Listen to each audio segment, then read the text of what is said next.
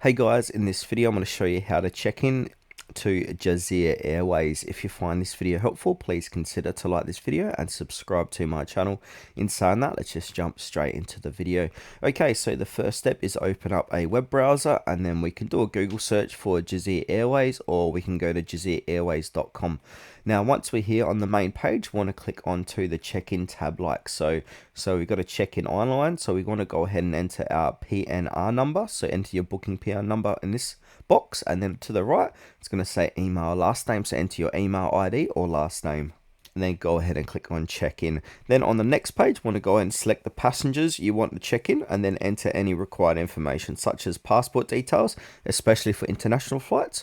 We can also choose your seat if you like.